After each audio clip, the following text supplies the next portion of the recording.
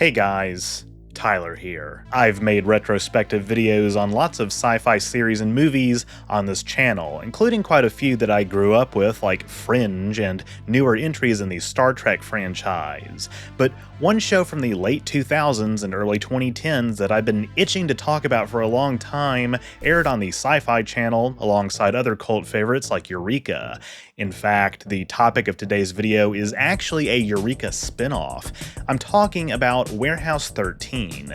If I were to give the elevator pitch for this show, I'd say it's a cross between the X-Files and Indiana Jones, which is appropriate given that's almost word for word how the show's Wikipedia page describes it. The show follows a team of field agents who are tasked with retrieving artifacts from around the world that exhibit strange properties. The artifacts are stored in a vast facility called, get this, Warehouse 13, the latest in a series of facilities that have stored these kinds of objects for millennia. Equal parts intriguing lore, sometimes campy writing, and lots of bad CGI, Warehouse 13 is honestly a microcosm of the state of sci-fi channel programming and cable dramas in general at its time. In this video, I'd like to take you on a journey through its relatively brief 5 seasons, comparing it to our expectations about warehouses in real life. Wait, no, that's not what I need to say. Cataloging its lore and analyzing it as a show. Let's get started.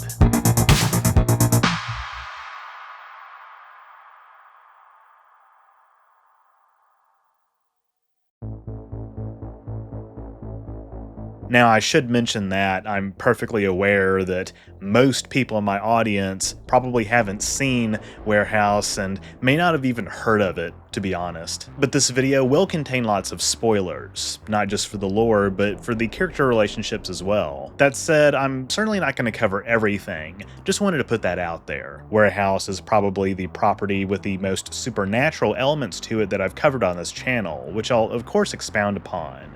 The series pilot, which at the time was the third most watched premiere in Sci-Fi Channel history behind Stargate Atlantis and Eureka, introduces a few of our main characters, namely Pete Latimer, played by Eddie McClintock, Micah Baring, played by Joanne Kelly, and Arthur Nielsen, played by Saul Rubinek, who my audience may recognize from some other sci-fi shows. Pete and Micah are Secret Service agents, and they've both been assigned to be Warehouse 13's new field agents. Arthur, or Artie as he's mostly referred to, is the special agent in charge, a former codebreaker for the NSA. He's been at Warehouse 13 for over 40 years. Micah is a by-the-books agent with an eidetic memory and wealth of literary knowledge who is reassigned to the warehouse following the accidental death of her partner. And Pete is a recovering alcoholic who sort of fills the man-child niche in the main cast, but his usefulness comes from his ability to sense coming danger in the form of vibes. The team lives in the nearby fictitious town of Unnaville in a bed and breakfast run by Lena, played by Janelle Williams, who can read a person's aura. Lena, not Janelle. The warehouse is located in the barren landscape of South Dakota and was established in 1898. It was designed by the likes of Thomas Edison, Nikola Tesla, and M.C. Escher, with expansions created by Albert Einstein, who was also instrumental in the founding of the company Global Dynamics, which many residents of Eureka work for.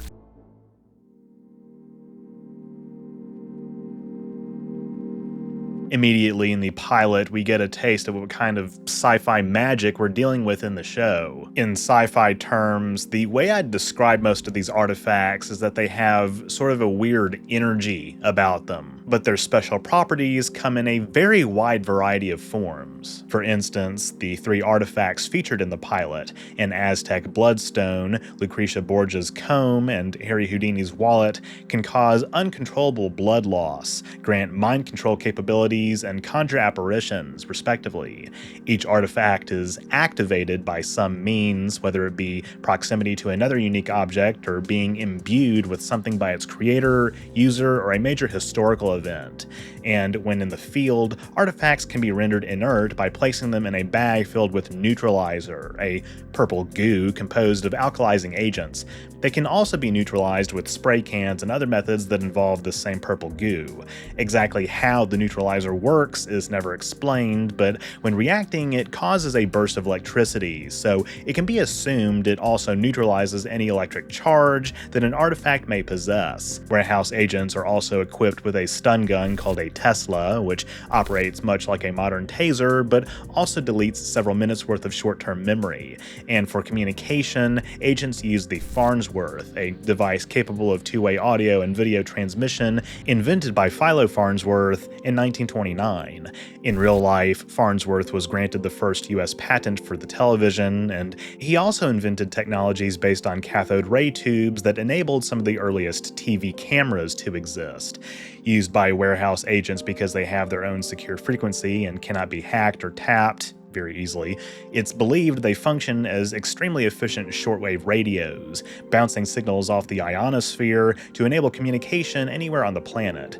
So it's appropriate that Farnsworth is the device's namesake in the show, since fans have hypothesized he may have designed a way for such signals to become more powerful and minimize data loss, as real shortwave radios tend to work better at night when the sun's rays don't interfere. As far as the season of television goes, and honestly, as far as the whole show goes, it kind of follows a similar pattern to what Fringe did with its format. You have to keep in mind that when both of these shows premiered, the police procedural format was very popular and had an iron grip on the average American's viewing habits. So both Fringe and Warehouse 13 kind of start off with a little bit of a typical investigative drama vibe while sprinkling in some exotic elements, like the pattern in Fringe and the artifacts in this show's case. And as time goes on, both shows eventually come to embrace more of their own mythology arcs, a trait shared with other contemporary shows like Lost. Indeed, for as much as I played up Warehouse's mixing of elements from the X-Files and Indiana Jones earlier, these comparisons have actually formed the crux of negative reviews as well, with one calling Warehouse an unholy cross between these other properties and the show Bones. Either way, while the show is largely episodic, the story arc in Warehouse 13's first season involves Artie's former partner, James MacPherson, who has been using Lena to steal artifacts from the warehouse so he can sell them. This is actually kind of a recurring motif throughout the show, and is also present in the show's third season, when another disgruntled character steals artifacts and hoards others that have yet to be cataloged. In addition to Pete and Micah helping track down these artifacts, is Claudia Donovan, a young techno-whiz played by Allison Scagliotti, who is recruited to work at the warehouse after successfully hacking into it in episode 2. In exchange, Claudia solicits Artie's help in retrieving her brother Josh from an interdimensional limbo he's been caught in for over a decade, the result of an experiment with teleportation gone wrong. There's certainly a lot going on here, but all of this naturally contributes to Warehouse 13's brand of world building, with one of the common conceits throughout the show being that there's more to how the world works than what one would normally expect. And while every episode introduces some kind of artifact, from a retrospective point of view, episodes in the earlier seasons tend to introduce a higher number of new concepts for what artifacts can do in a sci-fi sense.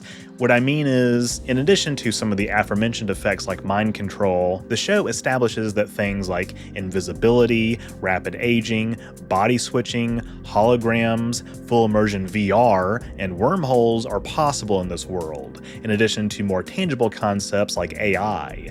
And that list only scratches the surface of what Warehouse throws at the audience. This is all very cool, and it's kind of refreshing to see a show from not that long ago actually have enough time to allow characters and plot lines to breathe without making it feel like an 8-hour movie. That's my biggest criticism of something like Fallout Season 2, which spent nearly its whole runtime seemingly setting up things that may pay off in Season 3 or beyond. Watching a non-serialized cable drama from the pre-streaming era may seem quaint by today's standards, but honestly, can we really say anything would be lost by returning to that? And Warehouse's mostly 13-episode seasons make it very digestible. That said, Warehouse has its own shortcomings too. I think one of the things that makes or breaks this show is going to be how much you actually like the characters. Pete and Micah notably have a very X-Files-like dynamic, though it's not really one-to-one. They're both Mulder and Scully in a way, since they're both kind of new to this supernatural sci-fi world that's been hidden underneath the real world this whole time. But Pete, in addition to filling that man-child niche I mentioned earlier, is rounded out by his deep curiosity, as well as his love for the sci-fi genre itself, which allows him to make many meta pop culture references. And Micah is the more straight-laced, more serious of the two. And given the two are the main characters, we're exposed to a lot of screen time fleshing out their distinct personalities, including Pete's relative immaturity. This can kind of come off as grating to some, especially since he makes a lot of juvenile sex jokes that don't really add anything to the situation, unlike the ones in my videos, which are all necessary. Do not come. But this middle school-esque behavior definitely serves as a coping mechanism for his traumatic background, having lost his father at a young age and still recovering from his alcoholism.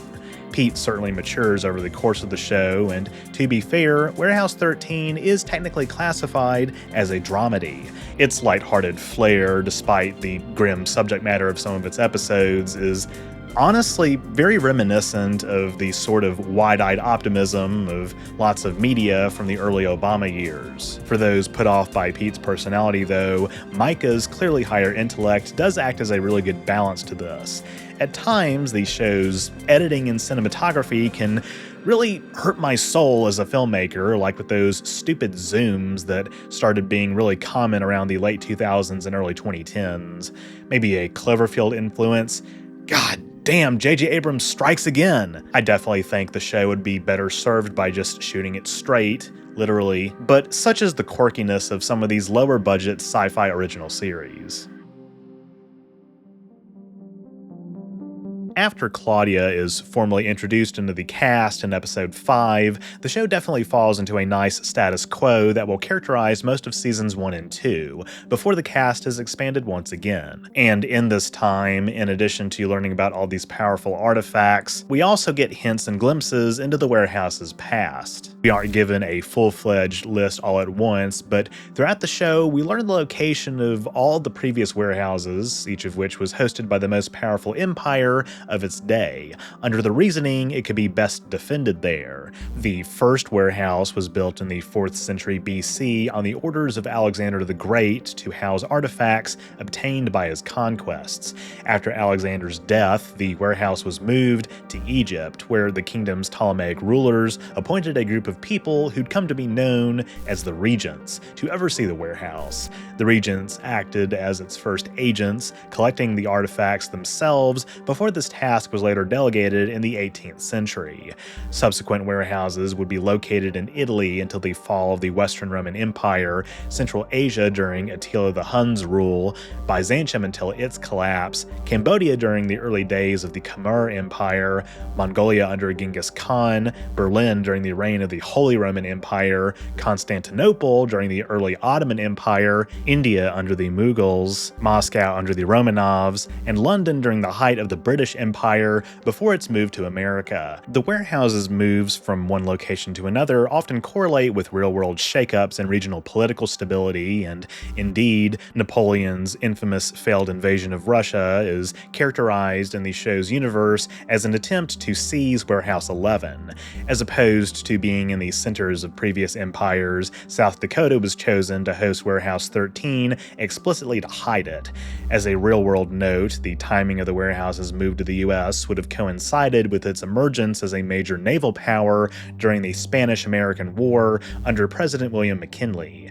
And actually, the building featured in the show is the second Warehouse 13, the first having burnt down due to an insufficient understanding of how to store artifacts safely. The move to the rebuilt location, designed by Edison, Tesla, and Escher, occurred around the onset of World War I.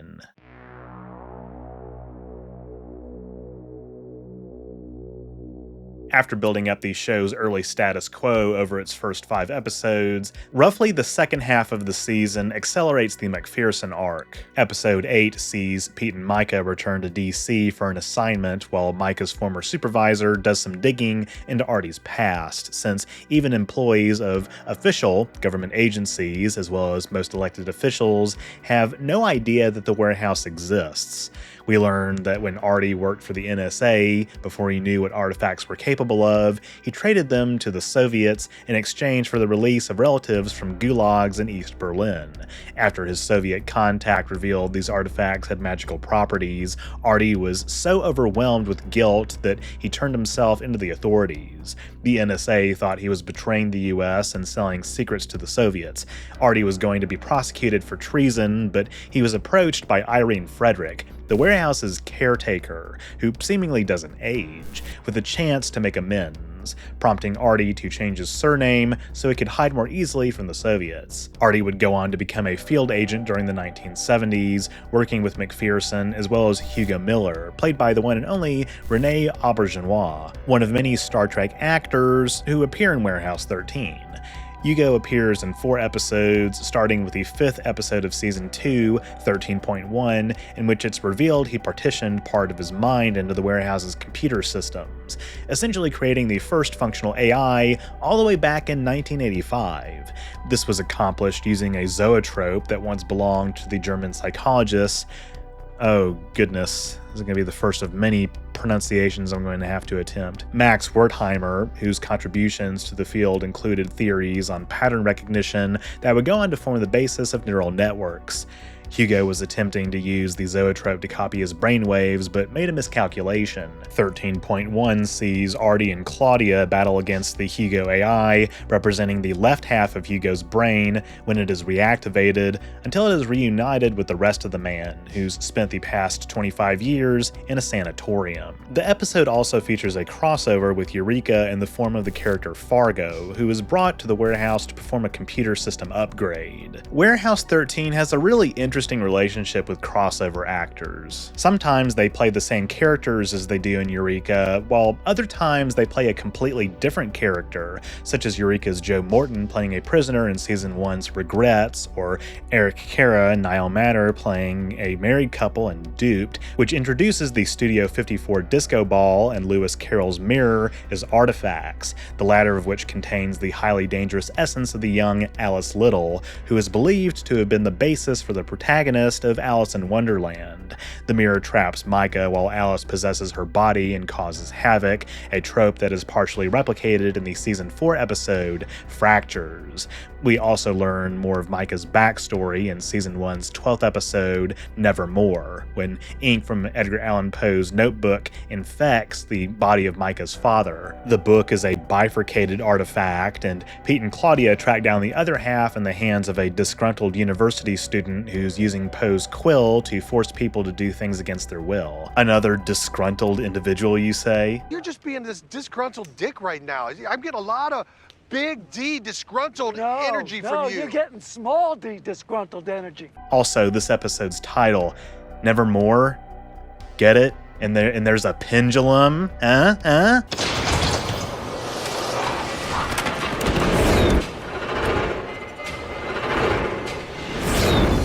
gotta be kidding me. That's not. Oh shit. Micah's dad is played by Michael Hogan, likely known to members of my audience as Colonel Saul Tigh in Battlestar Galactica and Commander Bailey in the Mass Effect series. His real-life wife Susan plays Micah's mother, and the two run a family-owned bookstore in Colorado Springs. Micah was a tomboy growing up and had a rather temperamental relationship with her father, who named the store Baring & Sons despite only having daughters. Subsequent episodes expound upon aspects of Micah's upbringing, such as that her sister was a cheerleader who the boys at their school went crazy for and who had more friends, while Micah was less popular and would carry insecurities about her appearance and charisma into adulthood. The involvement of Micah's family in the season is also part of an ongoing threat MacPherson poses to the people the agents care about, for which he gets comeuppance. This hits even closer to home when it's revealed MacPherson had been posing as Josh's physics professor and was the one who gave Josh, is it Is it Joshua? Been calling him Josh this whole time. He gave Joshua a compass that belonged to Rheticus, a 16th century Austrian mathematician and astronomer, which Joshua attempted to use in his teleportation experiment. In the season finale, Pete, Micah, and Artie do catch MacPherson so they can put a stop to his Scooby-Doo shenanigans, like killing people. MacPherson is put in the bronze sector, a part of the warehouse that contains some of the most dangerous criminals in history and preserves them for eternity. Am I glad he's frozen in there and that we're out here? Notably, bronzed people are not Hitlers or evil dictators, but were on their way to becoming them, or much worse. But the warehouse got to them first. In the show's universe, this form of preservation was first explored in the 13th century BC in Mesopotamia through the use of a bronze stele, a stone slab typically used for funerals or commemorative purposes. However, the original process was inadequate as bronzed individuals would crumble into dust after a few hours. The Swiss alchemist Paracelsus, caretaker of Warehouse 9, discovered a method to refine the stele's power and allow people to be bronzed indefinitely. And the modern bronzing process involves flash freezing bodies through the use of cryogenics. Among the identified individuals in the bronze sector are Bonnie Parker, as in Bonnie and Clyde, and Paracelsus himself. Bronzed people are technically still alive and are said to possess some form of continuous conscious thought, though from my rewatch it's unclear how extensive this actually is. Because they're still alive, they also emit faint heat signatures, making the bronze sector a great place to hide. In a series of interesting twists, this is very distinctly not the end of MacPherson's story, as the season finale, leading into the season 2 premiere, sees MacPherson escape with the aid of Lena. When reviewing the security cam footage, it at first appears that Claudia is the double agent, but in fact this was a red herring, as she had been wearing Harriet Tubman's thimble, which allowed slaves moving through the Underground Railroad to change their appearance for subterfuge. It's also used in a similar manner by various other characters throughout the series. Except this is yet another ruse, as we learn Lena had been under mind control by MacPherson using a Pearl artifact. MacPherson also frees H.G. Wells from the bronze sector to obtain the Imperceptor vest from Wells' home in England, which MacPherson could not find on his own. Probably one of the biggest curveballs the show throws is that in this universe, H.G. Wells is actually a woman named Helena. The man commonly thought of as H.G. Wells is in fact her brother Charles, who lent his face while Helena supplied the ideas for his stories. This revelation is sort of an amalgam of tropes, not just that Helena published under a different name, a real practice by lots of historical female authors, but that much of the creativity of our real H.G. Wells was not actually his own. It may sound trite in the same vein as crediting the works of William Shakespeare to another author. You have not experienced Shakespeare until you have read him in the original Klingon.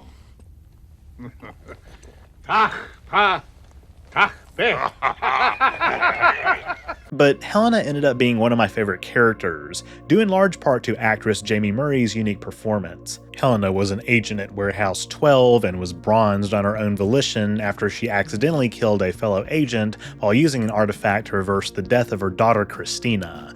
But Wells turns on MacPherson, using her newfound debronzed state to follow her own devious plans. The Imperceptor vest grants the user super speed. I'm fast as fuck, boy! And while Helena was unable to get it working in her original time, she uses MacPherson to obtain antimatter from CERN to power it and uses it to retrieve various personal effects. Upon helping the team apprehend MacPherson once again, and after removing another artifact keeping him alive, he fades away like he just got Thanos snapped. Yo guys, it's me, Charlie. Hey, did that guy just turn into sand?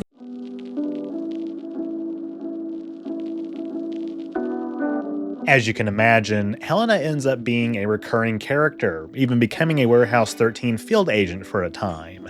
After the season 2 premiere, she shows back up in episode 7 for the team when Claudia and Micah investigate a case of spontaneous human combustion, which is ultimately revealed to be caused by a spoon forged from the armor of fallen warriors in the army of Godfred Haraldsson, a 9th century Danish prince.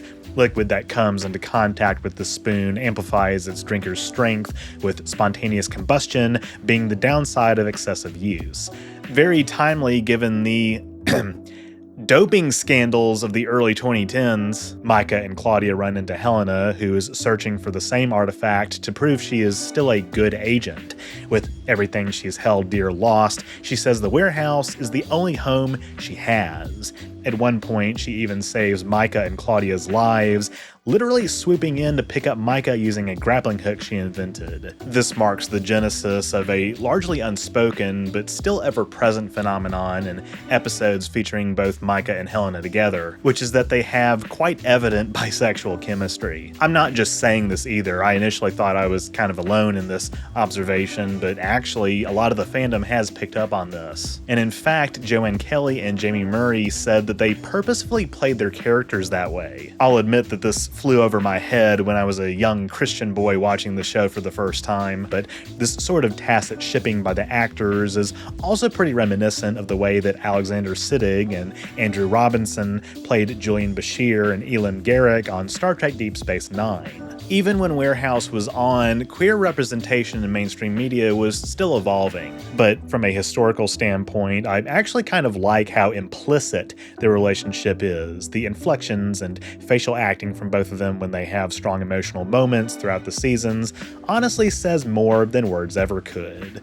That said, Helena actually is openly bi. Many of my lovers were men. And the show gains a gay main character in season 3, which we'll get to. For the team also marks the introduction of Lindsay Wagner, aka the Bionic Woman, as Dr. Vanessa Calder, an old flame of Artie's who essentially is the warehouse doctor. We learned in season 3's Lovesick that she was also romantically involved with Hugo when the three of them, along with MacPherson, worked for the warehouse in the 70s. Artie and Vanessa essentially start an on-again, off-again relationship that lasts pretty much the rest of the series, interrupted by, frankly, bouts of paranoia on Artie's part about endangering those who are close to him. During season 2, Pete is in a relationship with a veterinarian named Kelly, and Claudia also starts dating a fellow named Todd, who looks like Fargo but isn't Fargo despite both being white guys with brown hair and glasses.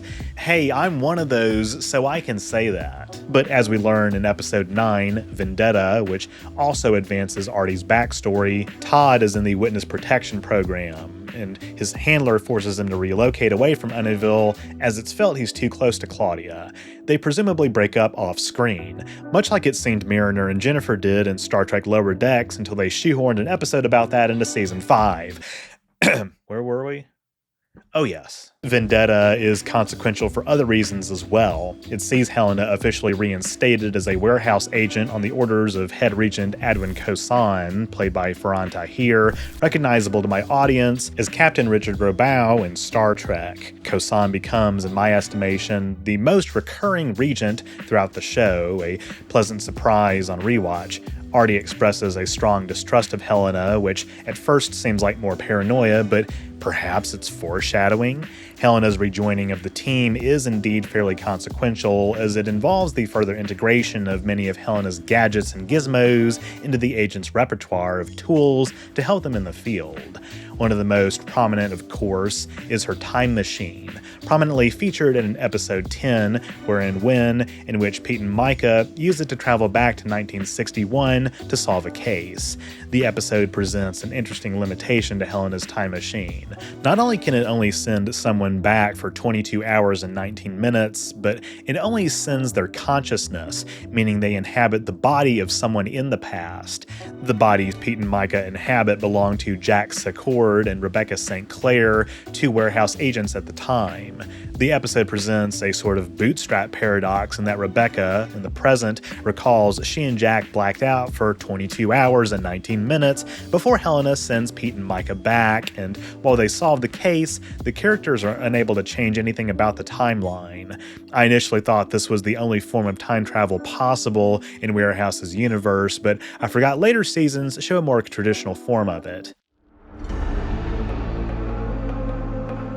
The two-part Season 2 finale sees Pete, Micah, and Helena travel to Egypt when Warehouse 2 reactivates, which causes Mrs. Frederick to become ill. They meet the Regent Benedict Valda, who sacrifices himself to help the team make their way through a series of deadly traps, including more pendulums. I'm so bad. Whoa! I'm so bad at this. What the fuck? At the end of part 1, Helena betrays the team and sets into motion her own plan she's secretly been orchestrating for over a century. Having seen what's become of the world since her bronzing and how we've failed to eliminate many of these same societal evils that existed in her time, Helena plans to usher in a new age. She acquires a weapon of mass destruction, a Minoan trident, and intends to strike it 3 times over the Yellowstone caldera to trigger a new ice age and cause humanity to reset. The name of episode 12. Hey, get it? Reset? Micah talks Helena down, after which Warehouse 2 is deactivated, and Helena is taken into custody by the Regents. Micah also resigns from the warehouse out of grief, though she expectedly returns early in Season 3. While Helena has left the team, they're joined in the Season 3 premiere by Steve Jinks, a former ATF agent played by Aaron Ashmore. He helps Pete and Claudia track down William Shakespeare's folio, which is causing people to be killed in the same way as the main characters in his tragedies. While adding new characters to an existing cast like this is quite risky, and I didn't remember a lot about Jinxie before my rewatch, I have to say he integrates pretty well with the rest of the characters. His superpower, as it were, is that he can tell when someone is lying, which naturally comes in handy in various episodes, and he kind of develops a hybrid gay bestie / brother-sister relationship with Claudia, who bears a strong resemblance to Steve's murdered sister Olivia. Steve comes out to Claudia in episode 2 when Pete and Micah retrieve radio commentator Walter Winchell's tie clip and cufflinks, which have the power to take away and restore memories. Another bifurcated artifact, the tie clip causes people to regress not just autobiographically, as is the case in most typical cases of amnesia, but also sequentially lose their semantic memories, general knowledge and facts, and procedural memories, including cognitive processes like swallowing and breathing.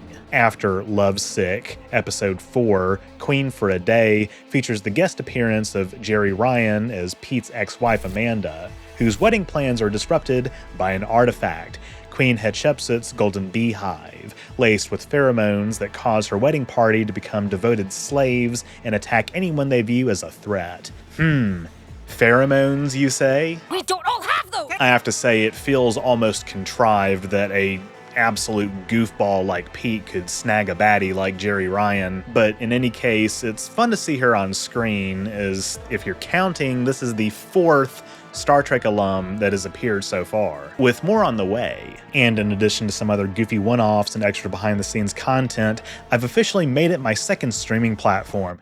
Wait, sorry, I started doing my outro there. Seriously though, Amanda also shows up in a Season 4 episode, and it's rewarding to see her interact with a gradually more mature version of Pete each time they're in an episode together. Appearances of some other notable artifacts this season include 321, which chronicles a multi-generational search for Joshua's trumpet from the biblical cinematic universe, as well as Don't Hate the Player, in which Fargo uses a tea set that belonged to Beatrix Potter, creator of Peter Rabbit, to enhance a full immersion VR device he and the Eureka gang have created. That's right, this is another Eureka joint. The original interface never truly worked since the human brain cannot fully accept the artificial reality, and tea brewed in Potter's kettle black? Hold on. Tea brewed in Potter's kettle and drunk from the cup stimulates the part of the brain responsible for imagination. I've talked about full immersion VR, or Fiverr, briefly in the past on my channel, including a criminally underviewed video about the simulation hypothesis, where I discussed that ancestor simulations posited by futurists may involve drug-enhanced VR simulations. Current real-world limitations to such technology mainly lie in the legal and ethical realm, though from an engineering standpoint, it's considered theoretically possible to manipulate sensory input with electricity to trigger hallucinations in the brain that would allow more immersive VR experiences. Such technology is also featured in an episode of Black Mirror that asks the profound question, fellas, is it gay to have sex with your bro as a woman? So, guess that's us gay now. As I alluded to towards the beginning of this video, Season 3's main arc involves another disgruntled individual. I'm disgruntled. What, you? Yes. I'm disgruntled. I'm disgruntled. I'm disgruntled. Stealing artifacts and attempting to distribute them to the public. This man, Walter Sykes, had an artifact, a bracelet belonging to Carlo Collodi, author of Pinocchio, taken from him as a child as it augmented malicious tendencies. Losing the bracelet left him paralyzed, contributing to his lifelong plan for revenge. Sykes also employs a man named Marcus Diamond, played by Sasha Ruiz, who played Sam Adama in the Battlestar Galactica prequel Caprica. The person who took the bracelet from Sykes turns out to be Pete's mom Jane, played by Kate Mulgrew.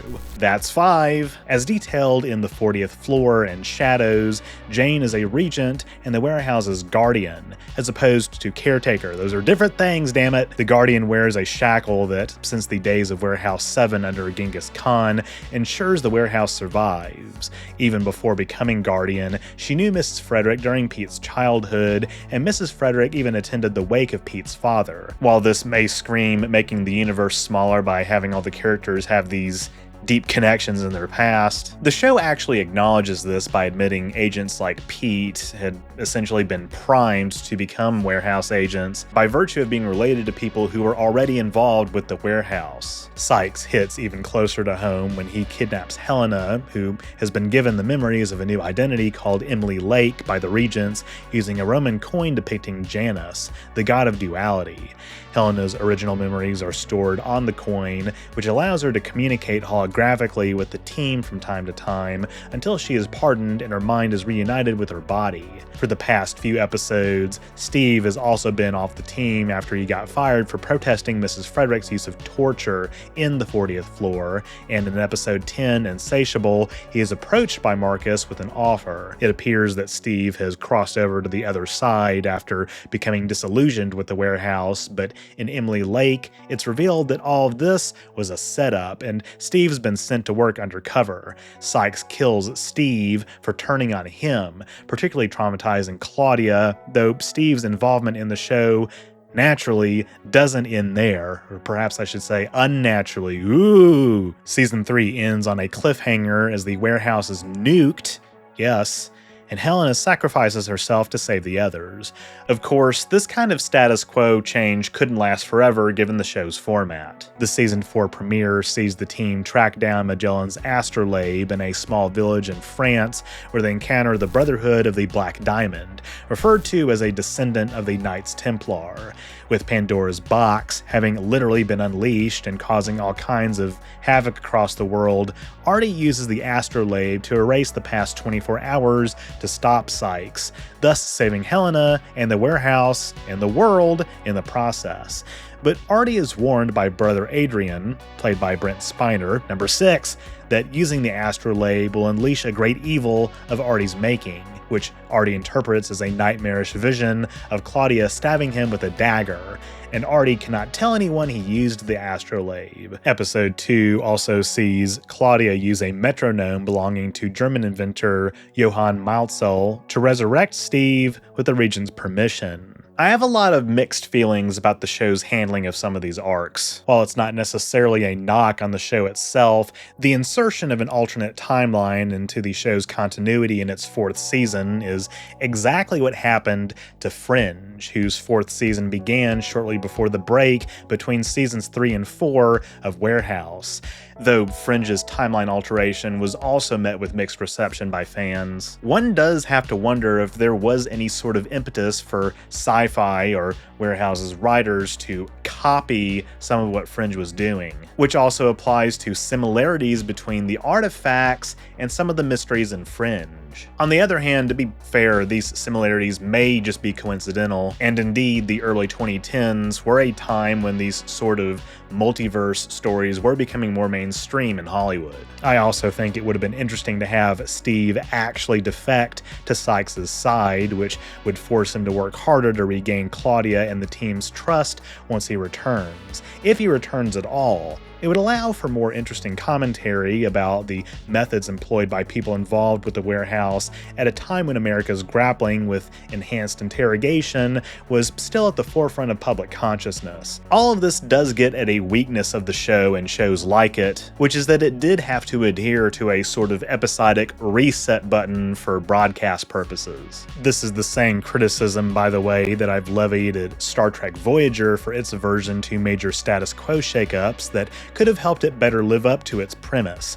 Even though I earlier praised Warehouse's aversion to the hyper-serialization of modern streaming seasons, maybe ultimately I still do kind of prefer serialization over episodic writing. This is certainly a struggle that lots of television shows have grappled with over the years. Lore-wise, reviving Steve with the metronome also has a side effect, which is that Claudia now feels Steve's physical pain, adding another complex layer to his protective relationship with her. Meanwhile, Artie suffers from further side effects of the Astrolabe, including hallucinating full conversations with brother Adrian as part of a general descent into madness. As season 4 was split into 2 parts, this version of Adrian is presented as the big baddie before it's revealed that the baddie is Arthur himself, his personality becoming split as another side effect of the Astrolabe's use. Mrs. Frederick also tutors Claudia in preparation for her eventual taking over as caretaker, with prior and subsequent episodes further establishing their growing connection to the warehouse. Claudia eventually discovers that Steve's been hiding the downside of the metronome, which is resolved when Steve actually destroys the metronome, which he survives due to reconciling with his mother over her petitioning against the death penalty for Olivia's killer. The Astrolabe's grip on Artie's personality also leads him to kill Lena, who actually does straight up just not come back, like she's dead for real. She's even replaced as the owner of the bed and breakfast by Abigail Chow, played by Kelly Hu. But various characters are able to deduce that Artie used the Astrolabe, explaining his strange behavior. Mrs. Frederick and Steve travel to the Vatican to look for answers and free the real Adrian from a Rembrandt painting, and he helps the team pinpoint exactly how the Astrolabe is affecting Artie. The season 4.5 premiere, so to speak, sees Claudia help rescue Artie once and for all from the recesses of his mind.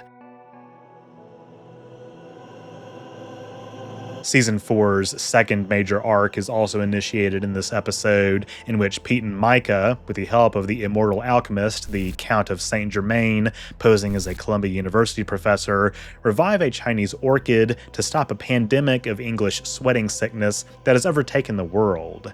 The Count seemingly loses his life, but this is yet another fake out as insisted by his wife of many centuries, Charlotte Dupre, played by Polly Walker, who was Sister Clarice in Caprica. As it turns out, the Count, whose name and origins in real life are actually unknown, is, in Warehouse's universe, the brother of Paracelsus himself, who used the Philosopher's Stone to allow the Count, his wife, and their son Nick to live forever. Interestingly, the Count's activities in our historical record date between the late 17th and late 18th centuries, and he was a contemporary of figures like Mozart and Voltaire, the latter of whom called him the Wonder Man based on the Count's extensive knowledge and claims of being impossibly old. Paracelsus was active in the 16th century, making the Count and his family half a millennium in age by the time of the episodes. After a string of relatively episodic entries, Charlotte helps Nick infiltrate the warehouse and debronze Paracelsus in an attempt to get him to reverse the effects of immortality so Nick can grow up and have a normal life. While Paracelsus grants their desires, ultimately costing Charlotte's life in the process, he keeps immortality for himself and goes on to take over as caretaker of the warehouse once again. In the season 5 premiere, Paracelsus essentially takes over the world, even going so far as to change the timeline to make himself caretaker of every warehouse since the 1500s. Pete and Micah must go back in time to prevent him from killing the regents and restore history. However, a version of Valda, who survives the timeline restoration using Louis XIV's silverware forks, tries to move the warehouse to China, aka, the next up-and-coming empire. He also tries to install Claudia's sister Claire as caretaker, though this plan is of course thwarted. But in the series finale, the team struggles with the news from Mrs. Frederick that the warehouse will be moved to a new host country in the near future, though a flash-forward sequence in 2063 shows Claudia still in charge at the South Dakota location. This abbreviated final season does provide some closure to some of the characters we've been following for 5 years, ending on a seemingly hopeful note. While the show has undoubtedly flown under most people's radar despite being one of the Syfy Channel's flagship series when it was airing, its pop culture impact, while limited, can still be felt in the niche of fantasy adventure sci-fi media. The Librarians franchise, owned by Warner Bros. Discovery, now Paramount Skydance apparently, has a very similar premise of following a group of government agents who track down magical artifacts, and stars Rebecca Romijn, with many episodes directed by Jonathan Frakes. And other more recent media, like the game Control, borrows elements from this premise as well, with major inspiration taken from SCP Foundation lore, which started around the same time Warehouse originally premiered. And of course, Warehouse has lots of tie-in media like novels, comics, and games produced during the 2010s. One of my goals with this video, in addition to cataloging Warehouse's lore connections and offering my opinions on the writing, has been to demonstrate just how much television has changed over the past 10 years. Some of the more modern shows and films I've covered on this channel, like The Expanse, Blade Runner 2049, and Dune, are worthy of association with some of the classics of the Golden Age, like Star Trek The Next Generation and Battlestar Galactica. And yes, I did just use footage of the 2000s BSG reboot to illustrate the classics. I was born in 1998, we've been over this, but lots of other streaming shows, like the breadth of modern live-action Star Trek, just aren't of the same caliber. Warehouse 13 exists in a transitional intermediary phase. It has some of the same easy to make fun of, schlocky writing and visual effects of the B-movies of yore, something not at all out of place for sci-fi cable dramas of its era.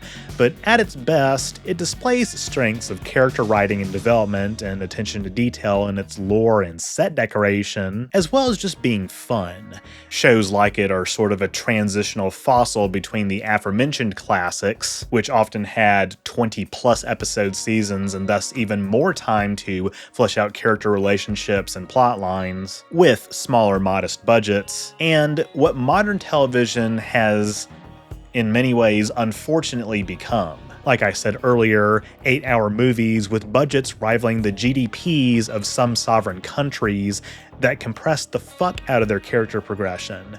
Warehouse, with its 65 episodes, is just about the right length for a television show in my opinion. And while I find it regrettable that its status as a cable production kept it from going down a few more interesting storytelling paths, at the end of the day, I do think it does strike a pretty good balance of episodic and serialized storytelling that lots of other shows in today's environment could probably do well to learn from. Newer shows like Star Trek Strange New Worlds and Starfleet Academy try to strike this balance, but often they waste opportunities to use their runtimes effectively. I certainly wouldn't rank Warehouse above some other shows that I enjoyed from this period like Fringe, but I am kind of nostalgic for that time period right before it feels like our culture started rapidly backsliding. As I've also said before, we need dystopian science fiction to highlight concerning developments in society, but can the case for optimistic media still be made? I think so. This video was sponsored by my Patreon. By becoming a patron of mine, you're not only supporting the channel, but you also get access to some awesome perks. There are 5 tiers, each with their own unique benefits. At the $2 per month level, you'll get your name in the credits of my videos, plus behind the scenes photos, patron-only polls, and special roles in my Discord, as well as ultra-high resolution digital artwork like the maps from my videos where I chart the routes of various Starfleet ships. You can also read my Star Trek fan comic, Star Trek Endurance. At the $5 level, in addition to the previous rewards, you'll get exclusive monthly vlogs and occasionally extended cuts of some of my video essays. $10 gets you a follow on social media, if that's something you care about, plus a personalized thank you message in your Patreon inbox. At $25, you'll be credited as a top patron and get early access to all rough cuts and occasional script drafts. At the $50 level, I'll give you a verbal shout out in one of my videos, and at $100, well, let's just say at that point, I'm just grateful to have your support. Even if you sign up for the free tier, you can still follow some of my major channel updates. If you join as a YouTube member, you'll get similar perks, but not as many as on my Patreon. Just go to patreon.com/OrangeRiver to sign up today. With that, thank you all so much for watching. If you enjoyed this video, be sure to leave a thumbs up down below and don't forget to share it. That stuff really helps me out. If you haven't subscribed yet, be sure to do that as well so you won't miss future uploads, and click the bell icon to receive all notifications. If you want to support my work even further, you can become a patron at patreon.com/OrangeRiver, link in the description, or become a YouTube member by clicking the join button on my channel page. I just want to give a quick shout out to all of my donors who allow me to bring on outside talent like editors to make more high quality content for you to enjoy. Or you can drop a one-time super thanks or PayPal donation, all are appreciated. Links to my PayPal, as well as my social media and merch store, where you can get a shirt like this designed by my good friend Phobia, are in the description too. Also, just as a reminder, I do have a second channel, OrangeRiver Plus, where I've uploaded the VODs of lots of my gaming streams, with more on the way. And in addition to some other goofy one-offs and extra behind-the-scenes content, I've officially made it my second streaming platform, so be sure to subscribe there too, so you don't miss any new content. That's all I have for this week.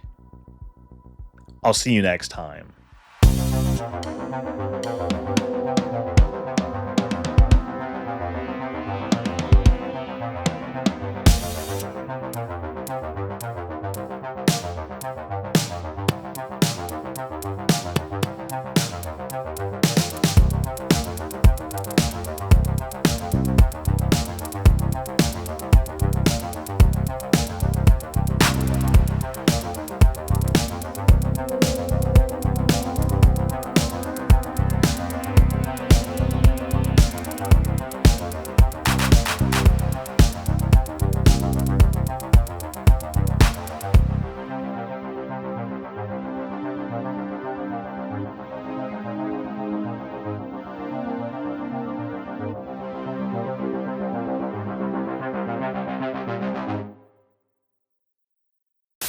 Do you like merchandise? If so, head on over to the new and improved OrangeRiver merch store. That's right, OrangeRiver is now officially on Spreadshop. I've got a bunch of awesome new designs, including All the Way Down, All the Way, Vape God, Tally, aka Best Girl. It was totally worth it. And what is perhaps my greatest design yet,